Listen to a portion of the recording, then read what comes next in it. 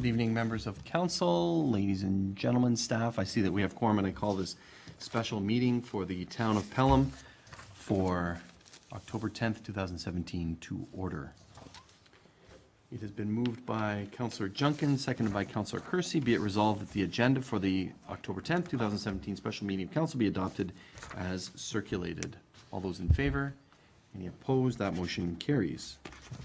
The next item is disclosure of pecuniary interest, or the general nature thereof. Do any members have any disclosures of pecuniary interest?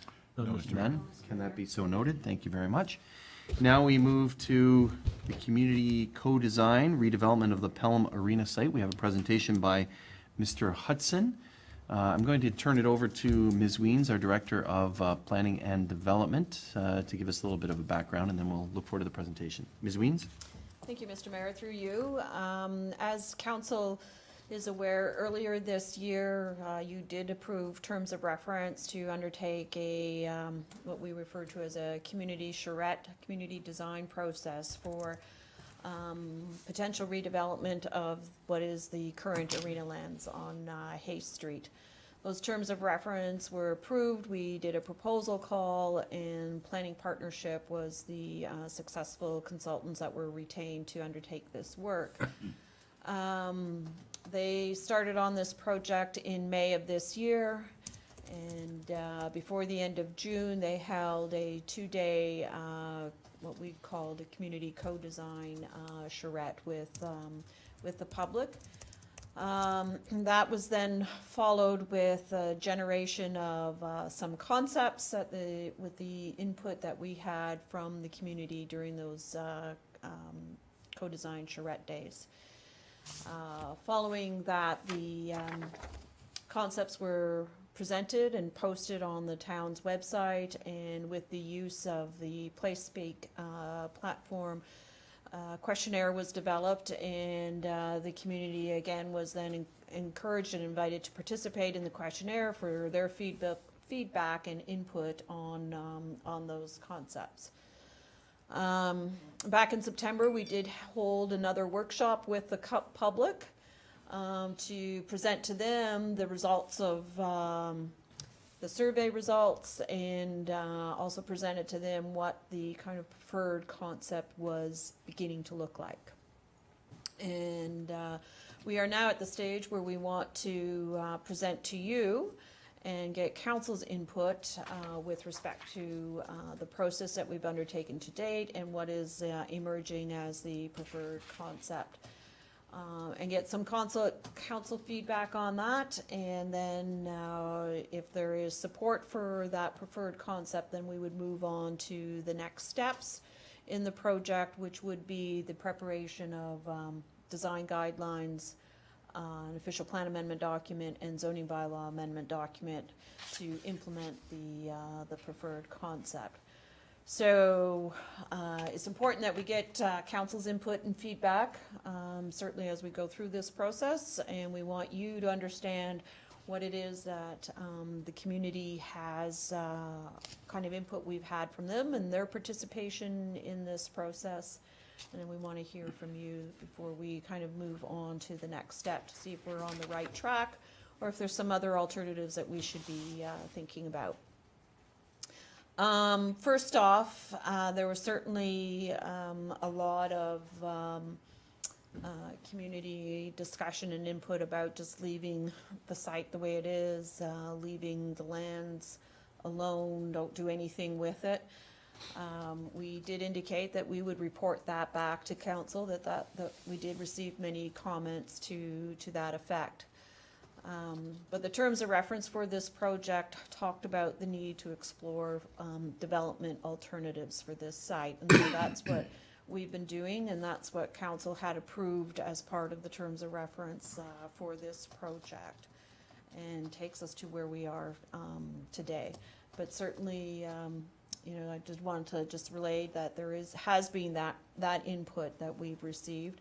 That was certainly leaving it the way it is was not one of the options that was part of the public survey, because we were really looking at feedback on the development alternatives. So with us this evening is Mike Hudson. Mike Hudson is a urban designer from the Planning Partnership, and he's been leading this project along with one of his colleagues, Donna Hind. Donna unfortunately couldn't make it here this evening, so Mike will be doing the presentation, but Mike certainly has been involved in this project all the way along, and is the key designer in terms of developing the concepts. So Mike, I will turn it over to you. Thank you, Mr. Hind, or Mr.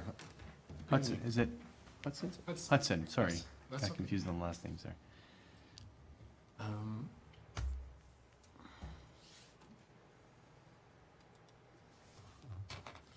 Cool. We're just over halfway through, I think. We've developed a series of concepts, come to an emerging preferred concept, and we're just here to get your input before we, as Barb said, develop some more detailed guidance for the site in terms of guidelines and statutory documents.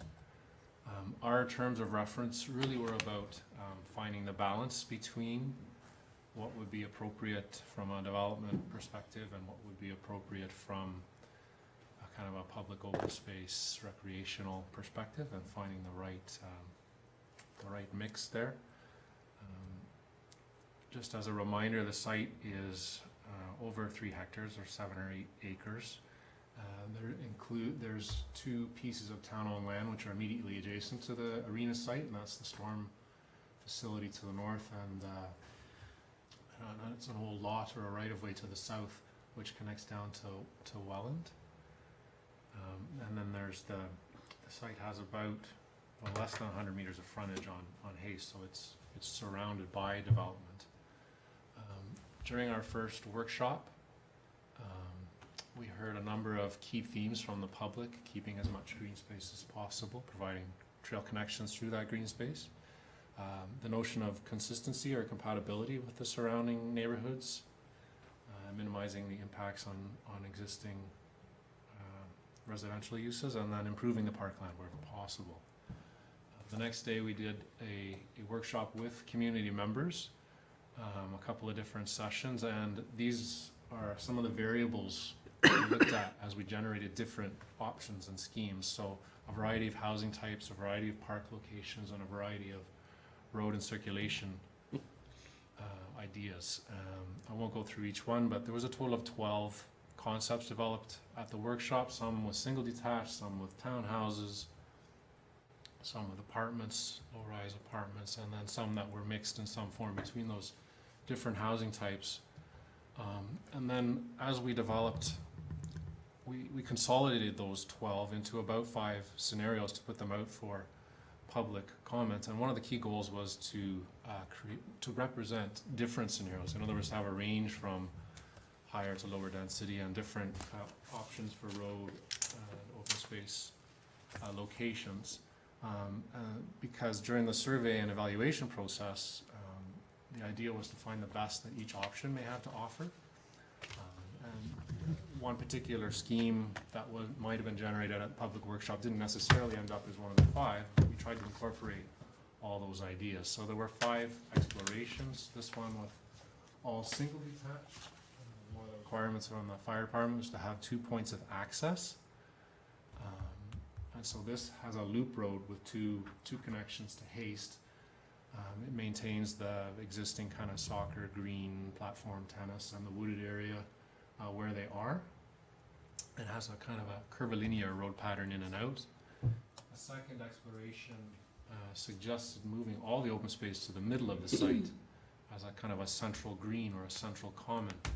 And this it's predominantly single family around the periphery with one small block of townhouses that would face directly onto that park.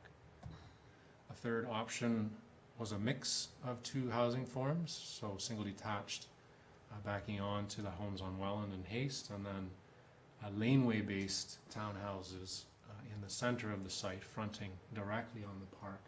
I'll point out with this one that the main entry road, instead of a loop street, changes to a boulevard connection in order to provide 2 points of access for fire and emergency services.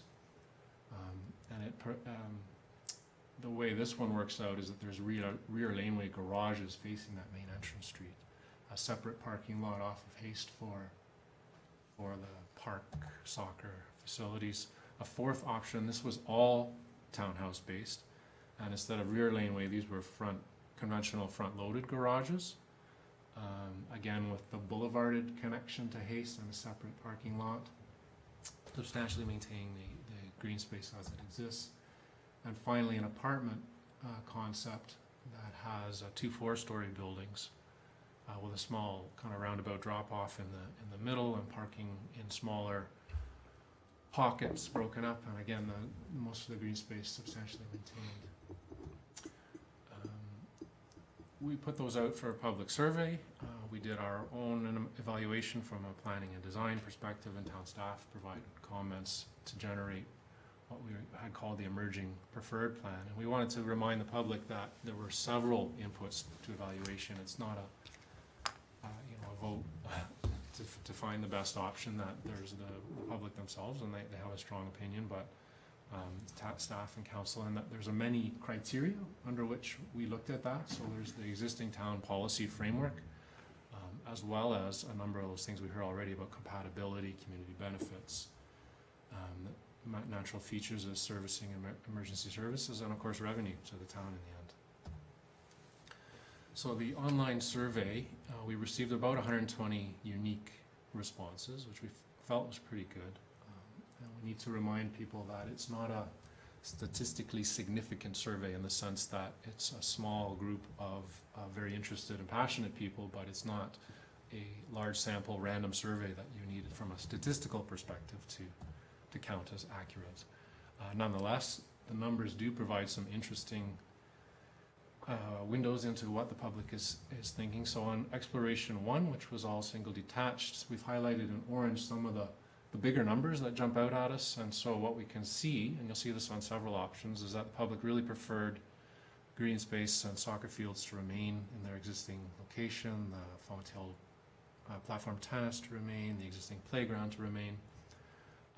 What it shows on line 1, configuration of single detached houses, and there was three general responses. I love it, it's okay, and I don't like it. So kind of a low, medium, high response. It's kind of split in that response. Option exploration 2, we'd like to do these ones that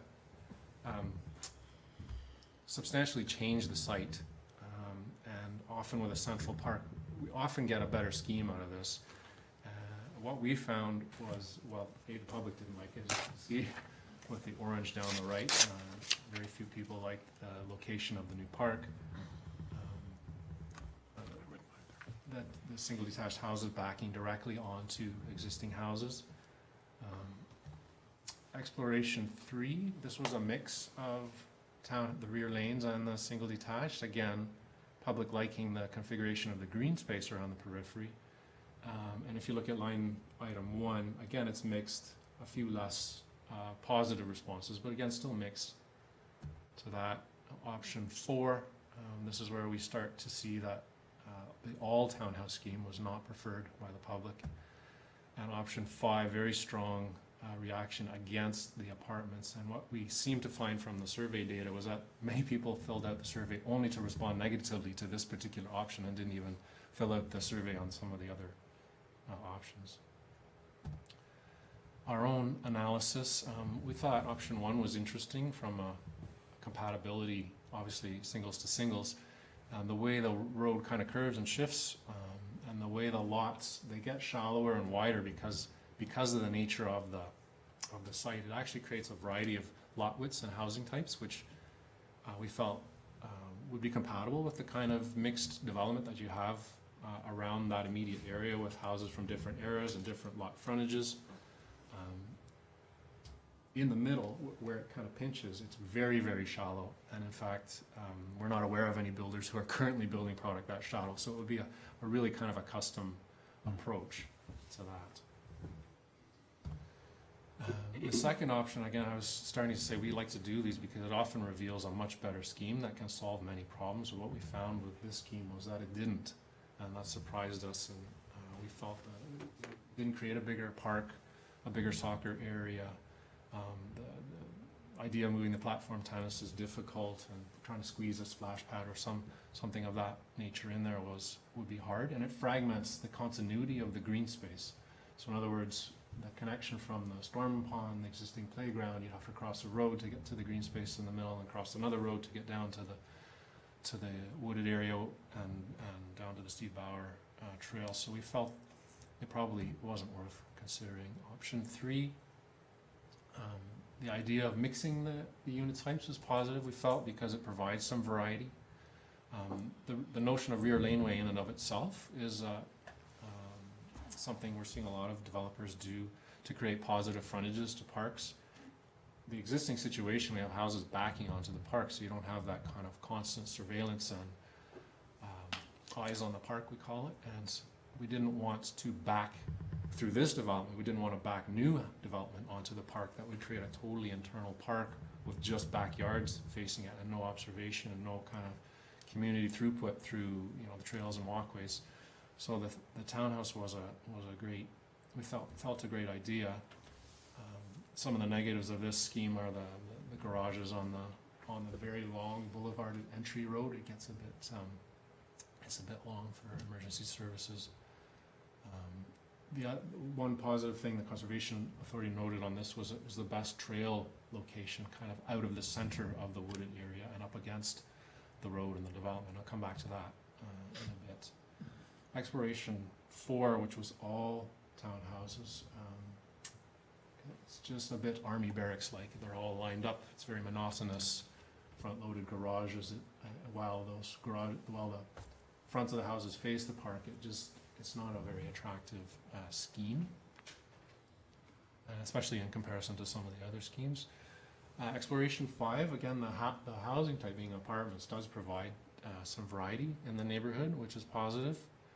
The massing of those buildings would likely be relatively compatible in the sense that the lower right-hand L-shaped building would be entirely contained within the existing arena footprint, and it's not likely to be that much taller than the existing marina, so in mass. And then the other building would be tucked up against some fairly tall trees, so it's not a bad thing in terms of built form and massing. We recognize there's significant neighborhood concerns with the scheme. There may be some adjustment to the parking needed here, depending on what those apartments ultimately are. If it's a seniors-oriented development, there may be a much lower parking standard, and the parking you see there might be reasonable. However, if it's, say, a market product that a developer just is selling to the general public, there may be a much higher parking requirement, and that might change the nature of that scheme, causing more parking. Comments we received from town staff kind of in general about all 5 schemes, looking at providing 30 parking stalls for the soccer park and tennis facility, that the existing soccer fields would remain in the short term at least as practice facilities, but that over the longer term they're going to be transitioned, and so this green space would be a more passive green space in the end. There's interest in exploring a splash pad, and we heard multi-surface court, we've heard splash pad from the public, so those are all ideas that can be accommodated. That there is a desire through the town's statutory documents to provide a mix of housing type, to provide affordability, and to accommodate aging in place, so for a full demographic in the neighborhood. But a minimum of 12 meters on the lot frontages for any single detached. The concepts as we drew them had much alternative right-of-way standards, so a much reduced standard, and we heard through the engineering that at least 18 meters on the road right-of-way, which did necessitate some rejigging of the scheme. So key directions from all this, feeling that no change to the location of the park, of the playground equipment, and the platform tennis, and maintaining the wooded area at the west edge of the site. Those were kind of concepts that were substantially explored through the public process to begin with, but through the public feedback process and through our own analysis, feeling that resulted in the better plan. The wooded area, there's going to be some restoration needed. There's some encroachments that needs to be addressed in reestablishing a kind of public space boundary. That's kind of as the plan goes forward. And then inserting that trail connection to connect down to Steve Bauer Trail. A second key direction would be keeping the residential infill development on the footprint of the arena, the parking, and the storage area, and the little grassy verge that's in behind the building. So this is what we're calling the emerging preferred plan. It was presented to the public a few weeks ago. It's similar to Exploration 3, but with what we feel are a few tweaks to make it better. It's a mix of single detached and rear laneway based townhousing. There was a boulevard connection to Haste, but it's much shorter in length than the previous one. And we've removed the rear laneway, the garage portion of those from the main entrance road. The public parking is now provided in 2 smaller pods, not sufficient to meet the 30 parking stall requirements, but one is near the platform tennis and playground area, and one's kind of near the entrance, near the soccer fields. So feeling that provided a helpful balance. There's 3 single detached wider lot frontages along Haste Street, which begin to talk to the houses across the street in terms of having wider frontages along Haste. And then the single detached back onto the single detached on Welland, and all the townhouses are kind of central to the site, so there's no direct border with any existing residents. The throats, the access points to the existing green soccer field, so there's the white line that shows a kind of trail sidewalk connection. I felt that the number of connections this made, both to existing sidewalks, to the existing trail in the park, to the potential Steve Bauer trail, felt that this created a fairly permeable and fine-grained pedestrian connection network. You can get to, for instance, the sidewalk along the edge of the wooded area from within the streets, from the laneway, from the park. You can kind of get in and out to Haste and Welland fairly easily. The dashed area at the top, which is a little bit grayed out there to the right of the existing playground, is a notion that that's an available spot where either a multi-surface court could fit or a splash pad. So there's an opportunity for a small recreational facility. These were images we wanted to show of the kind of rear laneway based townhousing that could front onto the park.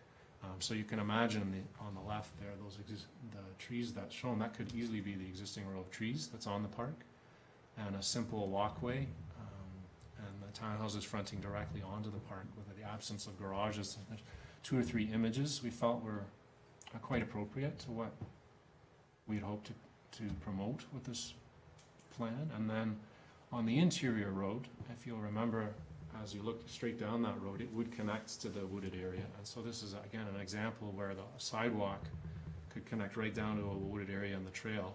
And then, again, the townhouse product creates a really positive streetscape frontage and an image of what the boulevard and entrance could be. So it provides the 2 points of access for fire and can be a nice community gateway into this little enclave.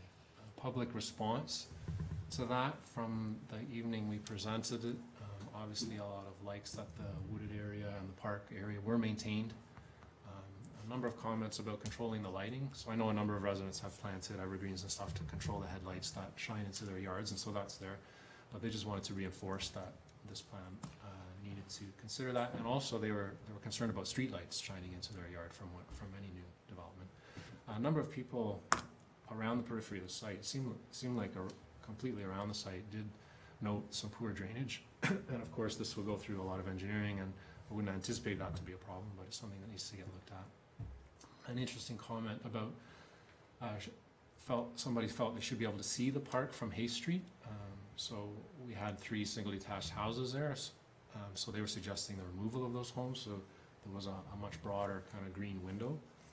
And a number of people liked the multi-sport court.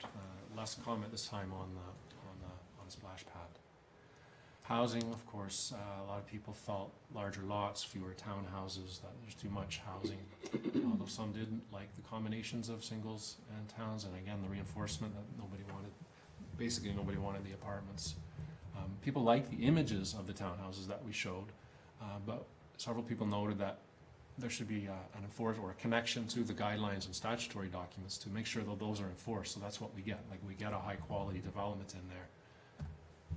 circulation, most of the comments actually dealt with parking, that felt there wasn't enough parking and that there needed to be more visitor parking for townhouses. A few people concerned with traffic on Haste. And then general written comments, several people liking the plan, others feeling public inputs hadn't been considered. And just anecdotally, just being there, a number of people came up to us afterwards and did speak positively about the plan, which was nice to hear.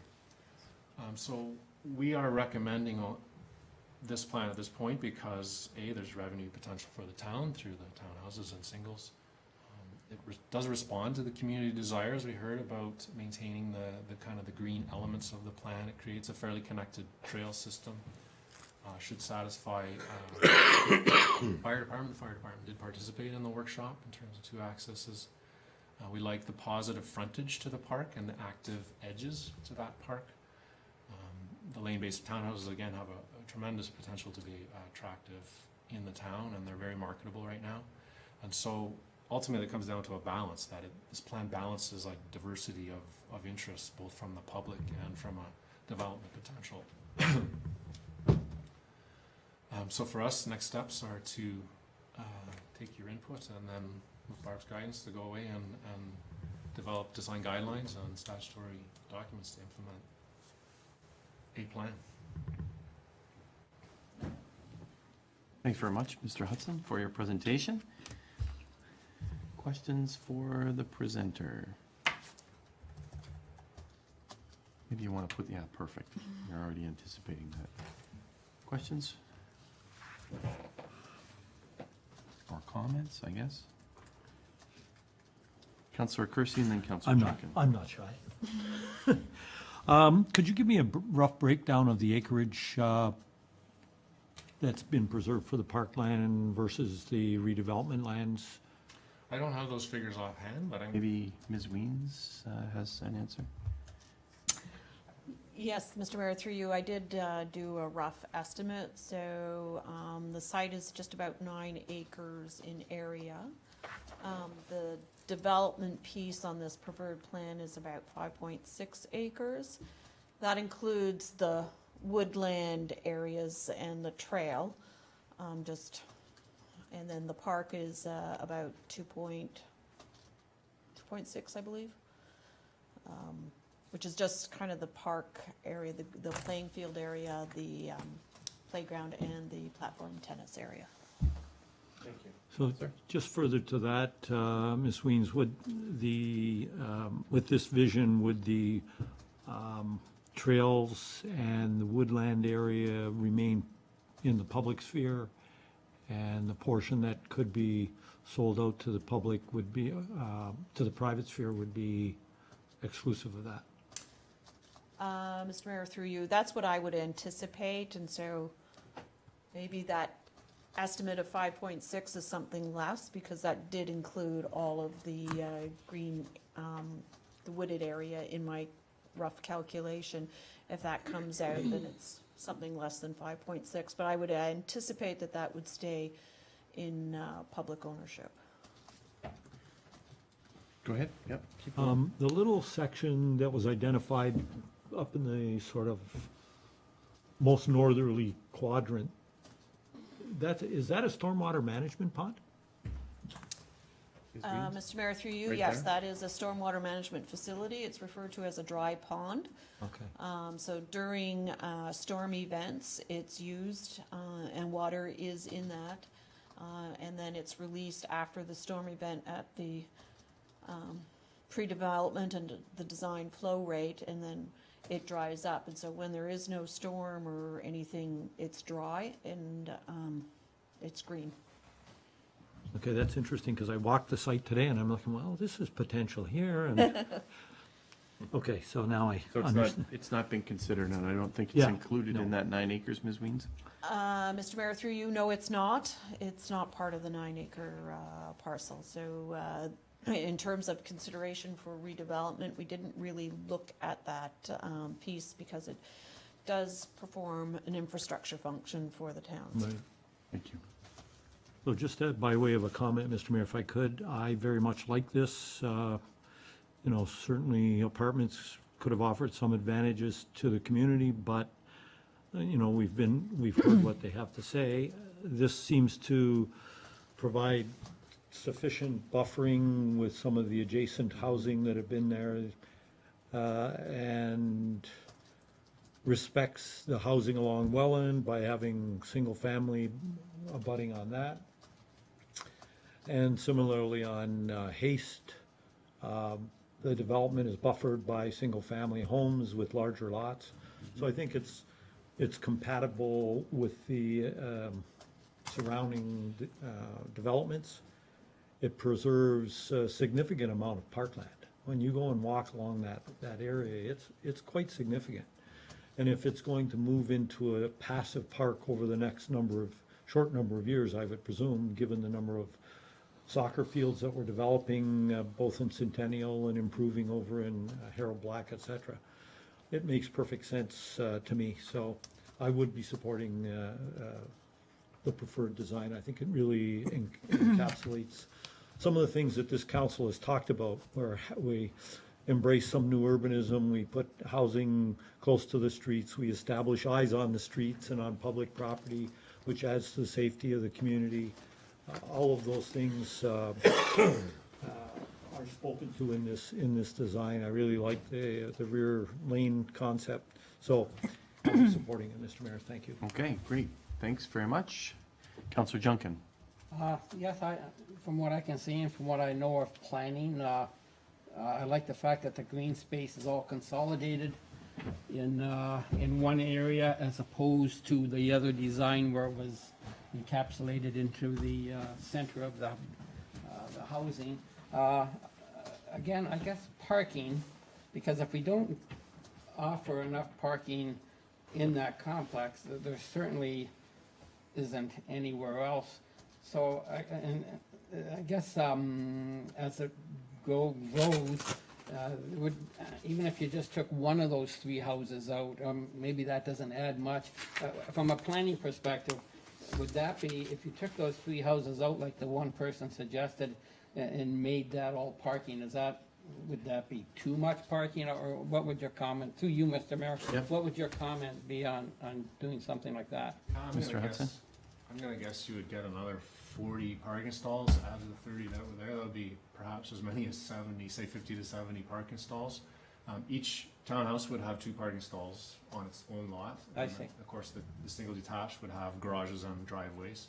There would be on-street parking available there as well. I'm gonna guess 10 to 15 spots along the street. So my guess would be that would be a lot of parking for a site of this size, especially as that transitions away from the soccer, which of course will bring families for a couple of hours for a peak parking period. Yes. And then, you know, there'd be a long period of time where the parking wasn't necessarily needed. As this transitions to a green space, there may be less requirement to provide a peak parking influx. There's always the platform tennis in the winter, but even them, I would guess there's 16 stalls immediately adjacent to their facility. I would guess that would be plenty Yeah. in general for them. Okay, go ahead. Thank you. So as you're saying, and I forgot that aspect, I would like, if the parking lots are full, there is a area of on-street parking for short term, like you were saying. So yes, exactly. And again, it's nice seeing the trails you have maintained on the west side, all the way down to Welland Road, what have you. So, yeah, I think it's, I can see why that's a preferred one, that's for sure. Thank you. Okay, thank you very much. Others? Councillor Durley? Thank you, Mr. Mayor. Or Just way this way? one question. Somehow this isn't working. That green space between the existing, up in the top left corner, the existing townhouses and that part right in there, what is that? Yeah, Councillor Kersey asked that, and you probably didn't see the little mouse, so. So, Madam Mr. Mayor, Director. through you, that area is a stormwater management facility. It's referred to as a dry pond, and so for the most Okay, times, so it's that's where the dry. dry pond is, okay. Yeah, Okay, I did know, but it just seemed like a large green space that might be able to be used for something else, and That I thought too. okay, that's just- there is, kind of in the center area, there is what we refer to as orifice that controls the release of water into an underground pipe that then comes out and releases the water into that that channel that runs along the backside of the homes on Rhodes Court. Okay, So there is some infrastructure under the ground there too. okay, thank you. Okay, that's just Okay, something to think of, okay. thanks. Counselor King? Through you, Mr. Mayor. Can you just point out again where there may be the opportunity for a splash pad? Because I know that there has been some interest in the community at large to have a splash pad within the town. Yeah. So if you could just point that out for me. Yeah, so this rectangle here was dashed to represent that it could be a variety of opportunities, one of which could be a splash pad. That makes a nice feature between the tennis and the existing playground. Even during the charrette, we did talk about whether, because it's a dry facility and it only would flood, once in a while, whether you could possibly use that block of land as a splash pad as well. So that's possibly on the table still, but in terms of the site itself, within the site boundary, it would be there. And then, of course, as these soccer fields transition to something else, really there's the whole northern portion of the site, which to consider where a splash pad might be. Okay, thank you, Mr. Mayor. Okay, thanks, Counselor. Counselor Ribbiak? Thank you, Mr. Mayor. A question and perhaps a couple of comments. But let me just start by saying that that I also really like the product of the work that was done with respect to designing this. There's obviously a lot of opportunities to do a lot of different things, and as in all cases, you're looking for the best possible compromise because you can't have it all. And this is not a bad balance. But let me just ask a couple of questions, if I may, and just talk about some specific things. Remind me where the nearest amenities are to which residents in that development would be able to walk to do various things, shopping, school, work. Attorney Whatever. Ms. Weems?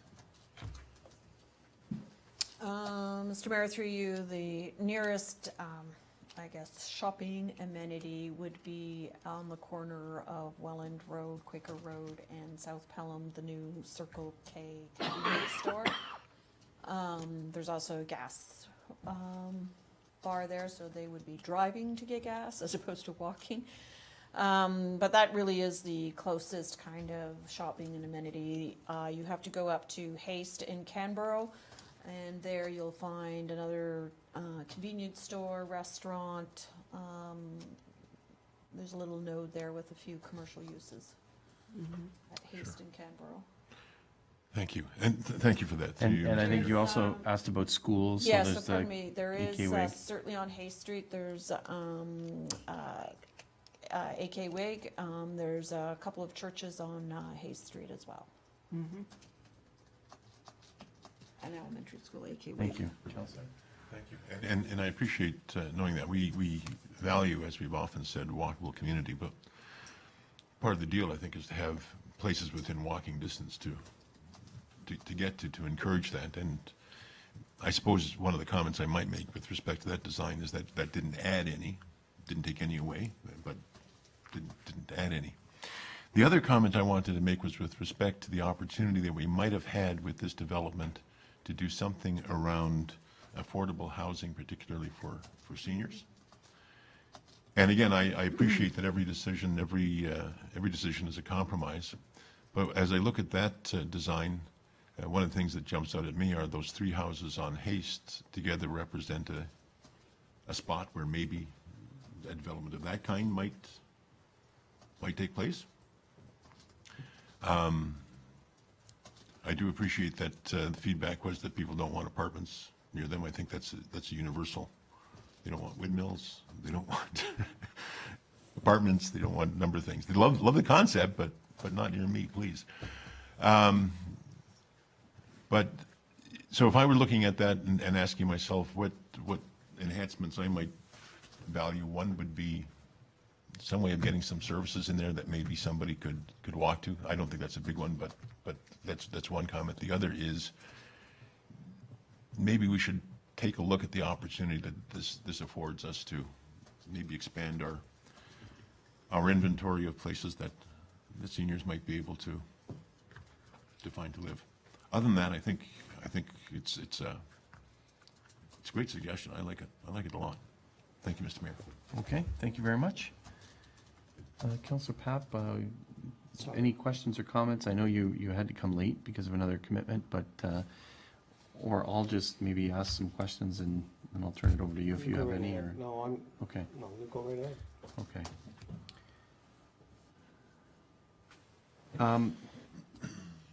Maybe this is for Ms. Van Ravensway. I do have a question, colleagues, and that's about the existing uses that are there. So the soccer, Pelham soccer, and the platform tennis. I know that there were a number of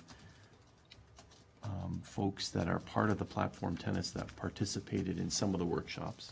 I don't know if members of the soccer participated in that. Can you, Ms. Van Ravensway, just remind us again what Mr. Hudson told us, sort of the future uses of the park, what it is currently, talk about the platform tennis a little bit, but also sort of the direction of where it's going, and, you know, with soccer, et cetera. Okay. Through you, Mr. Mayor.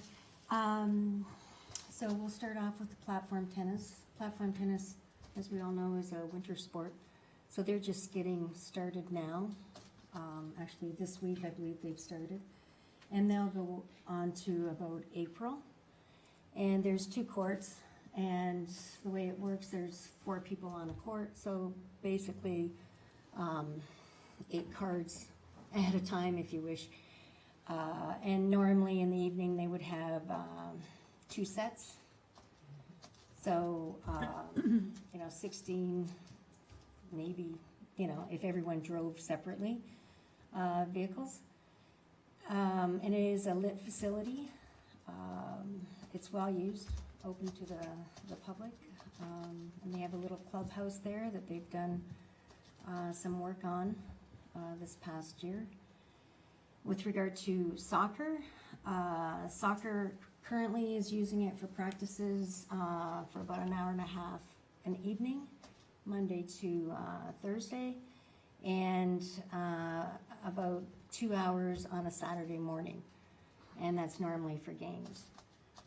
Over the years, we've always, through our master plans and development of Centennial Park, and 10 years ago, soccer was growing like crazy, 1,200 children. So we knew that was a growing, strong sport, and at that time, we purchased additional lands at Centennial Park for our soccer complex, and the soccer club was always involved in all of those discussions. The master plan was prepared for Centennial Park, including 2 full-size soccer fields. That we have 1 that's lit, and proposed to lighting the second one. At the moment, looking at soccer's usage over the summer, there is additional time available that they aren't using at Centennial, although this has always been, the 4 and 5-year-old preferred little field, and many times you can see families riding their bikes to practice instead of driving as well. So it's, it's a family outing, if you'd want to call it. And the same could be happening in Fenwick, where, people could be driving their bike instead of driving to Fonthill. Thank you, but Yep. There's a comment in the presentation that Mr. Hudson gave us about the movement to this being sort of from a community park to more of a neighborhood park. I forget where it is here, but in the long term, we'll transition to passive play area. Oh, yeah. Can you just comment on that? Yeah, through you, Mr. Mayor. This is being used less and less, Okay. and the home of tennis is basically Harold Black or Centennial Park. Home of soccer or tennis? Pardon me? You said tennis, the home of, Oh, I'm sorry, soccer. Okay. Yes, the home of soccer. we have to take note that about 4 years ago, the size of the soccer fields have changed through the Ontario Soccer Association, in which we had to adjust all of our fields. So now, for instance, a 12-year-old would play crossways on a full-size field. So instead of one field being for one team or two teams playing against the other, full-size field would accommodate 4 people, 4 teams at a time. And in this case, we've had to readjust the lines, and they bring portable nets.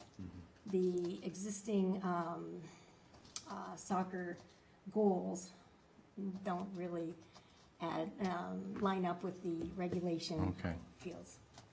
Okay, that's helpful. So it has transitioned and changed from when the White Lightning won 6 years ago. It's different than, sorry, I was coaching that time and we were proud.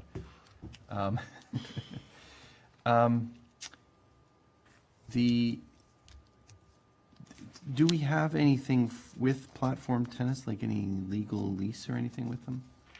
Ms. Van Rooyendaal? Through you, Mr. Mayor, we do have a lease agreement Okay, that has been expired, but we will be looking at it. And Okay. we needed to see what the use Right. will be, right? so I think that makes sense, that if they are going to stay there, if we are doing that, that we should probably codify that Correct. in some way. Now a question for Mr. Hudson, I believe. The trail connection there at the bottom at Welland Road. What does that, I don't know if there's thought on what that looks like or how that looks. Does it line up with sidewalks, et cetera?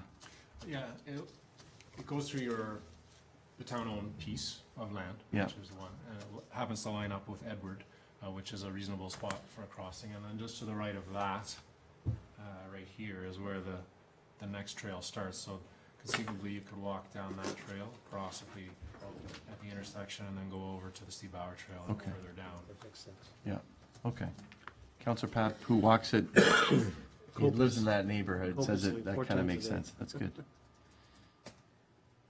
Okay. So just my comments, colleagues, I think Counselor Kersey started it off in terms of how it makes sense. It does balance that diversity of interests.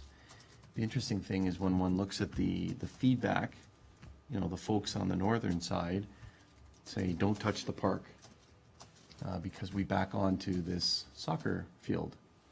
And so you can put a check mark on that.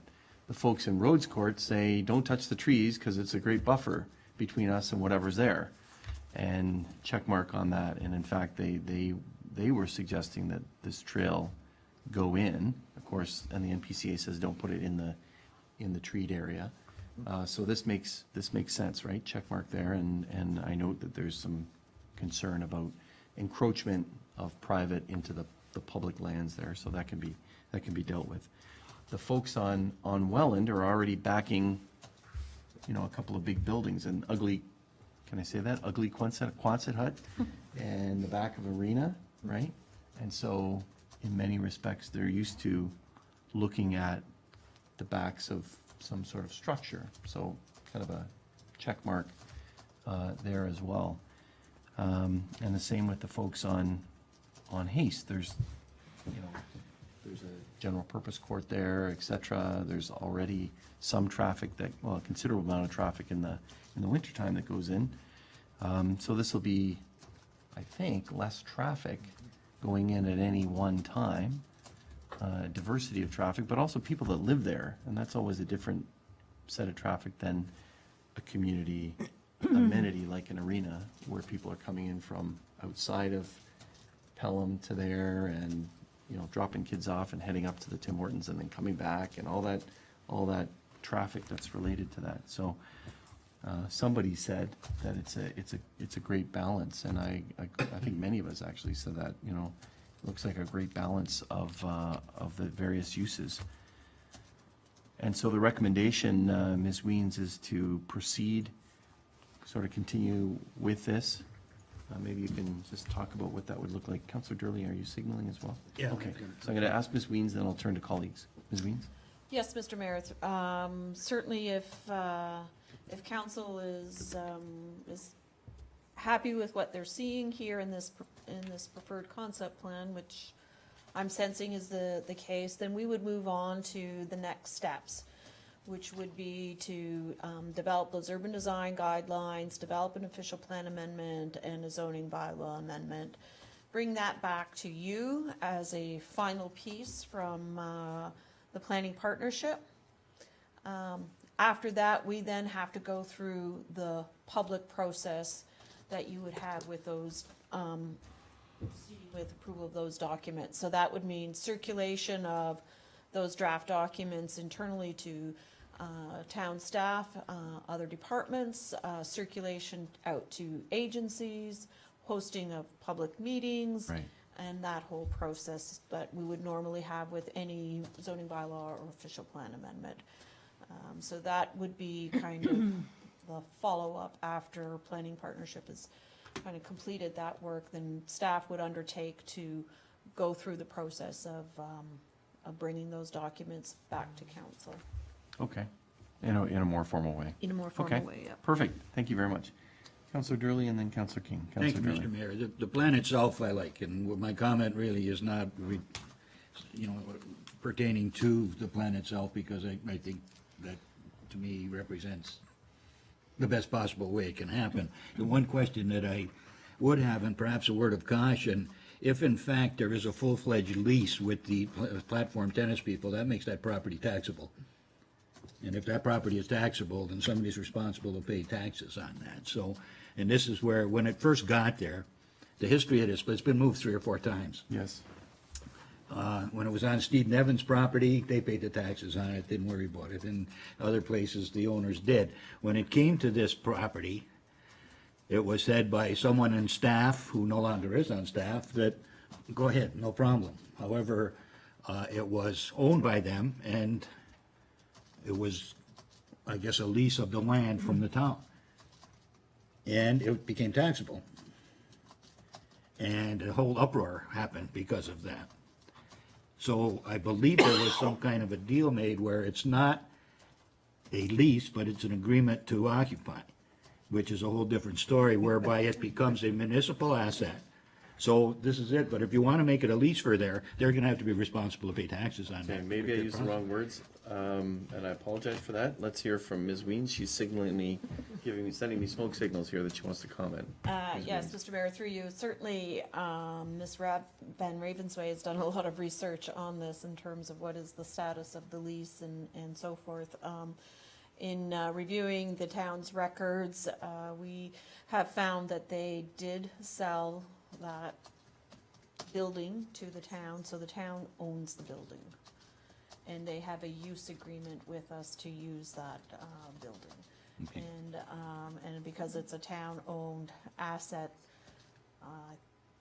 it's not taxable then in that sense, is my Well, understanding. And there was, I believe, back in the early 90s, an OMB hearing around that whole issue. Yeah. Councillor Durley. Yeah, if in fact a taxable tenant moves into an exempt status building, it becomes taxable, as Gary's building when the police moved into it. The police are exempt, but they were taxable in Gary's building because it was a private or public owner. Now, if in fact the town owns the property and I go in there and occupy it as a business and a full tenant lease, it becomes taxable and I'm responsible to pay the taxes. So just a word of caution when you make this deal. Sounds like it needs to be, whether it's lease or whatever it is, it needs to be sort of codified. somehow. It's a fine line. It's, yeah, that's for sure. I was directly Appreciate involved, I was directly involved with it when it was moved there, and there, believe me, there was controversy. Okay, thank you. Councillor King. Thank you, Mr. Mayor. I'm thinking about a comment that Councillor Ribbiak made earlier with respect to the 3 houses along Haste. Given the fact that there is a very real need for affordable housing in Pelham,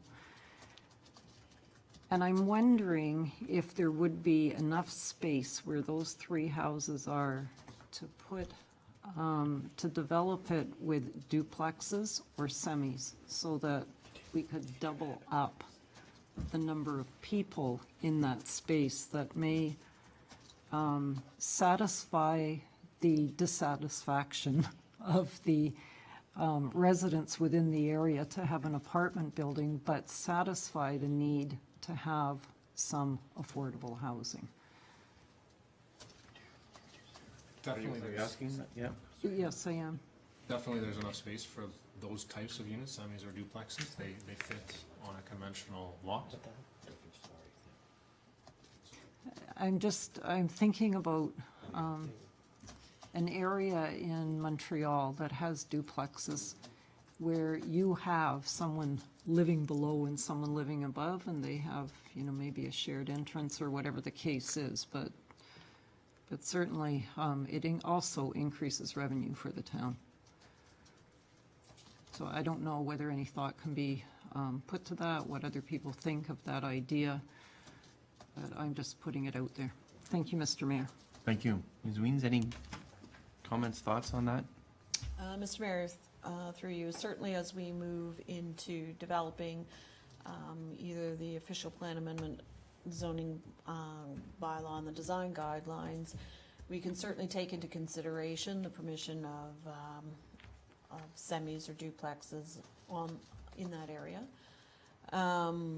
As we know, moving forward, I know we keep saying this, but with our new comprehensive zoning bylaw, we will also be allowing for accessory apartments and single detached dwellings, which is another opportunity in the future that will become available to provide for another alternative in terms of housing and affordability by allowing someone to gain income from their home to help offset their mortgage costs and so forth. But certainly as part of this, that consideration of semis or duplexes can be certainly considered and be a factor on the design guidelines as well. Okay, thank you. Okay, thank you. Thanks. Can I make Hudson? just a note on that? If you look at these two garages here, which are right at the kind of entrance to the community, it's difficult to make a builder do something, but maybe through the guidelines we can ask for coach houses there. So that would be a two-story unit where there's a flat above a coach house. Those can be quite well designed and lovely. It gives a variety of housing types. It gives a smaller, a more affordable option. So that's one possibility. The other thing is that in Montreal, where we have a lot of those duplexes and triplexes, they're often laneway based. And so the laneway product is a very flexible type of thing where you can have a variety of unit types stacked in different ways or chopped up in different ways.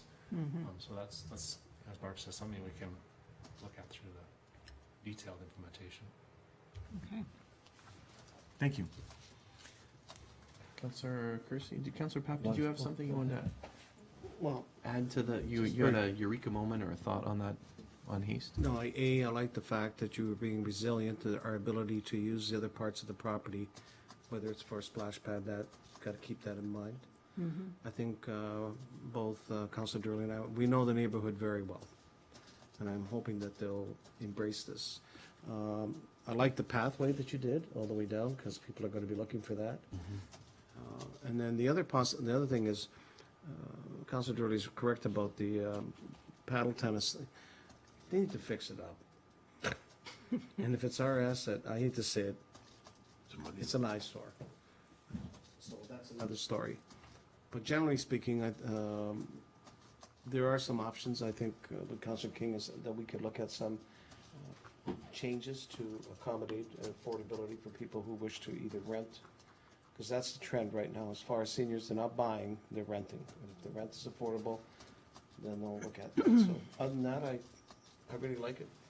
Okay. Thanks. Thank you. Councillor Kersey. Thank you, Mr. Mayor. Two questions, and we may have already sort of started to go into that direction. I wondered how enforceable this OP amendment will be, and in terms of the circulation, in terms of the housing type. Like, are we going to entrench all of that into, if you will, almost a mini secondary plan for this area, such that when someone buys it, this is our expectations? Or are we going to build in some flexibility, which may be dangerous because we've gone through all of this public input, and then we turn around and start allowing top and bottom rental units, and it becomes almost apartment-like, which the community seems to have spoken out against. So I just kind of got to get my head around how we're going to establish that this is what the community wants, this is what we've approved, this is what we want you to build. So straying in the direction of affordable housing vis-a-vis rental units that are stacked and all of that sort of thing might be taking us in a direction that's against what the public input has been so far. So I don't know. Ms. Weems, can you help the counselor? Mr. Mayor, through you, certainly, you looking at allowing for permissions for accessory apartments in single detached dwellings. That's kind of a broad permission that is we're looking at allowing across the town. That's not to say that every house would have a single accessory apartment in it. People would do that where there is a benefit to them. And lots of people will opt not to do it because they don't want to have a tenant around them or that kind of thing. So I think, the notion of it having apartment units on top of apartment units on top of apartment units is not something that you would likely see. No. You would get it might be 2 of those homes, but I don't think it would be 50% of the homes or 80% of the homes that would be having it. It would be a fairly small percentage. The other thing that, in terms of that, they're still needing to meet things like parking requirements and so forth. So if you can't meet some of those requirements, then you can't necessarily do it. So you see that in some of the smaller homes and smaller lots, they will always be affordable, but it's unlikely that they will be able to have an accessory apartment if they can't meet some of the other zoning requirements. And so there again is I think we want to encourage it, we want to allow it, but we also know that it's not going to happen in every house or in the majority of cases. Thanks. Well, Counselor? thank you for bringing that clarity. If that's the direction where we're going, a secondary dwelling unit in a housing structure, as opposed to stacked units in mini apartment buildings, that's I support that kind of thing. I think that's a really good way of providing aging in place. That's a good way of providing affordability, and yet it doesn't really change the texture of the neighborhood. So I think if that's where we're going, I'd like that. Yes, and I think that's what we're talking about, and even the notion that Councillor King was talking about a duplex, that can still very much look like a single detached dwelling, from the streetscape. You don't really know that there's 2 units in there.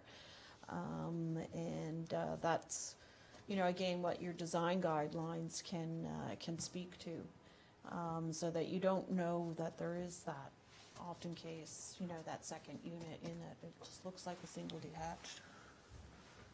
Thank you. Councillor Garcia. And one last question, and I may be putting the cart before the horse, but it's sort of my brain. How are we infrastructure-wise in terms of the trunk lines on Haste and on Welland that this development will dump into? Have we looked at that yet? Or I realize that's a road thing, but Mr. Mayor, through you, certainly those are considerations down the road. We've just had some fairly high-level discussions with Public Works staff about the infrastructure. The sense is that there wouldn't necessarily be the need to improve or expand the infrastructure to accommodate this type of development. We've heard from the public that there is some concern, particularly in the back of those units that are on Welland Road, that there is some drainage issues back there. We know that there is a catch basin back there. There's another catch basin on the other side of the arena land. So certainly through some of the development and the engineering of this, we could rectify some of those deficiencies that may be there on the site and try to improve the on-site drainage, particularly in that one area. There is sanitary sewer work that's in the capital plan for Welland Road, further down on Welland Road, and so this wouldn't exacerbate or that situation. That has been something that's been identified in the capital plan. That's great. That's exactly where I was going, because I know that that's sort of in there, and whether we've designed, we'll need to make sure we've designed it to accommodate it. Yeah. Thank you. Thanks for that. Okay, great, thank you. Any others with questions? Councillor Junkin, or comments? Just a comment back to the, I mean, it is intriguing that this is our last big chunk of land in the town that we can, if we're ever gonna do anything else with seniors housing. And I know I've talked to, not that many, only about 4 or 5 people who are adamantly against apartments unless it was a senior's apartment. And then all of a sudden, well, yeah, if it's for 55 or 60 and up, then they wouldn't mind that. So I'm wondering, from either through you, Mr. Mayor, either through the director or perhaps the presenter, is it totally, would it be totally wrong if we, does it go against certain planning principles? If, again, just because they're off to the side there, if we did take that area with the 3 houses in it and put in seniors' apartments, is that totally against planning, or? Say we didn't hear him. Ms. Weens? Mr. Mayor, through you, that would not be totally against planning. Certainly, you know, the opportunity to provide for, again, that range of housing units to satisfy a full range of your population is, you know, is certainly a consideration that we do think about. So that is something that we can look at, if that's council's desire and wish, is to provide for a site for that type of development. It might be a small 6 or 8 unit, you know, apartment building that could fit there with quite nicely. Yeah. Okay, I'm just wondering if we shouldn't keep it in the back of our minds, that's all. Thank you. Okay, thanks very much. Councillor Durley? That might be a slippery slope. We had 4 charrettes, and we had a couple other public meetings, and not once was that particular idea ever mentioned. So in fact, if we were to go in that direction, everybody who attended that charrette, who are in favor or against, will say, we were right, people don't even listen to us. And that's certainly what's going to be coming out of it. Now, this came out of what some positive input was, and in fact, if we were to go completely against that, it's certainly going to offend a lot of people. Thank you. Councillor, any others? Did you have something, Councillor Papp? I thought I saw your hand. No, I was just, Okay. I think, just to build on, aside from the charrettes, I just remember very well, and I hope Councilor Dury, when Rhodes Court was developed, some of you weren't here, there were townhouses there. I still have. Remember that? I still have And we still bruises. had the bruises on our back. And we took quite and we segued into this. So this, as long as this, how can I say, is complementary, strengthens the whole neighborhood, allows for them for valuation, because I think it does. And it doesn't take away and doesn't, how can I say, urbanize it to a point where everything else is paved over in this housing. So it's a great idea, Councillor Junkin. I think I would just, not tonight, but there's other areas that I'd like to see us focus that type of seniors development and housing in other parts of the town. which will just naturally, you'll see developing at some point. But there's other options that to see, there's other ways of doing it, and I think we have an opportunity to do that, but charrettes were very productive, and I think this, if this is what's come out of it, we congratulate you, because this is a balance. Because the last time we went through this, Council Mayor was there, they were gonna hang us. They were, and those houses on Rhodes Court run anywhere, they sold from $800,000 to $900,000. And I remember the neighbors screaming at us, you know, but, and this is not gonna devalue them. This, if anything, it'll help it balance it, if I could say that, because it will. Councillor Ribbiak? Thank you, Mr. Mayor. Just to put a period or so behind the statement that I made earlier with regard to seniors housing,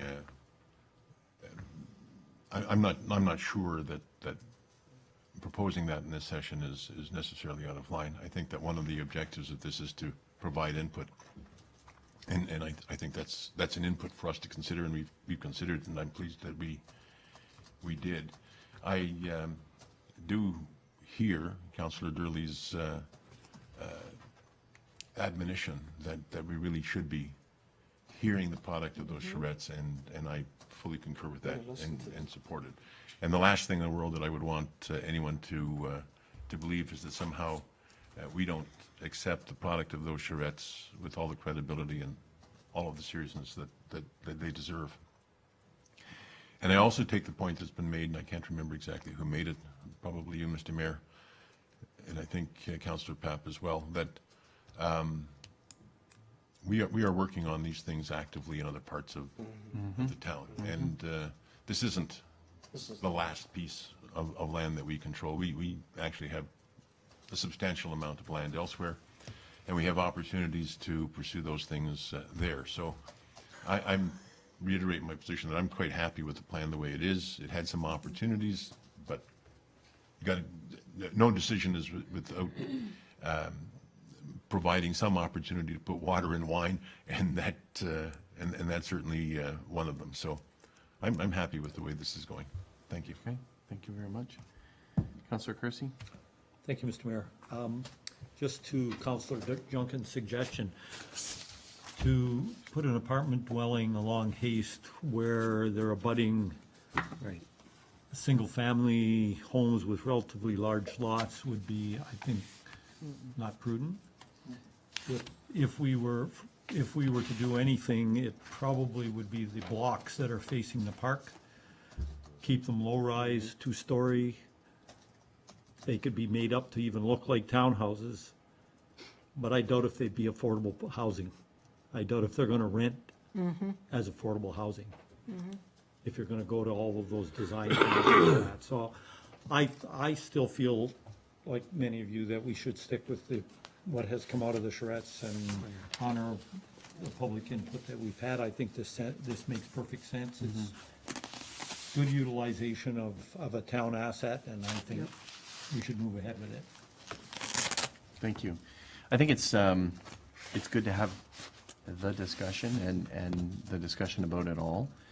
And I'm actually, very pleased that council's thinking about those types of things, and housing that's affordable, but also housing that's available for seniors, et cetera, because folks have lived in the community for a number of years, and they want to stay, we want them to stay in town. So I think, as was pointed out by another colleague, we are working on these. There's a private developer in the Fenwick area that has a plan that's been, draft plan of subdivision or draft plan approved. We hope that will come to fruition. There's something that we're working on. And when I think about some of the housing, I think it was an interesting question that a colleague asked about where are the other amenities in the area. So there are apartments on Hay Street, but they're closer to that neighborhood commercial area, right? They're closer to that, and that makes sense where they are. And there's discussions of other housing on Pancake, et cetera. So that might be closer to some of those amenities in the town. Yep. And I think, sometimes in the past, Seniors housing has been added. Woodlands of Sunset is a perfect example. I don't think that would be built in the location that it's built now because it's away from everything, you know, and we get calls from residents to put in sidewalks and slow down traffic and all of that because they are so distant from things. So, you know, I think to have the discussion is excellent and to have it top of mind is important.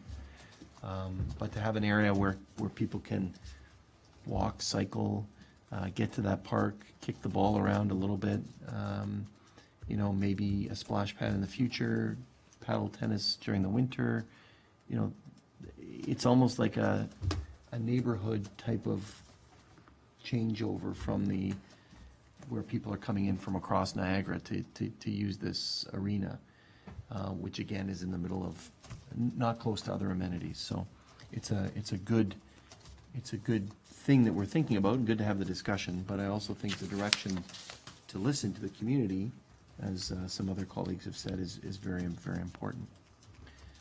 I'm going to turn to the motion unless there's something, Councillor Papp, you seem to be on the edge of your seat. You wanted to say something? No, Oh, I thought you were. ready. Okay. Ready to bolt. Ready to roll. Let's roll. Okay, so we do have a motion, and it has been moved by Councillor King, seconded by Councillor Durley. Be it resolved, the council receive the presentation, community co-design redevelopment of the Pelham Arena site for information, and that the consultants be authorized to move forward with the next phase of the project. That next phase is the last phase on the page here that the director spoke of and Mr. Hudson spoke about, putting together those sort of draft design guidelines, what that official plan amendment and the zoning standards would look like, a final report to council and a council presentation, and then it would be passed to staff and council to say, yeah, go ahead in that direction. Also, I think staff, cognizant of the history that's there with a user of what appears to be now town facilities, the paddle tennis, at least information on that, how that gets moved forward and codified for the future as we move on this. I do want to say to you, Mr. Hudson, and to your firm, I do appreciate the work that you've done on it and the way that you laid it out even tonight. We did this, we came back, we did this, we came back. So lots of iterations, and you can see that council obviously appreciates that and your work with the community, really listening to the community, putting out, okay, this is one option, what do you think of that? Here's another option that's probably won't like, but we don't know, you're the experts, maybe people would embrace it, you know? Putting together sort of 5 options, certainly 3 of them very, very viable as possibilities, but having all 5 there, listening to the community and coming up and nuancing between them. So I think you've done an excellent job of listening to the community for that, and I want to commend you and your firm for that. Please pass it along to your colleague, especially who was working on this. Anything further on the motion then? Okay, there being none, I'm going to call the question. All those in favor? Any opposed? That motion carries. We look forward to that report. And that was the only item on our agenda, so it has been moved by Councillor Durley, second by Councillor King.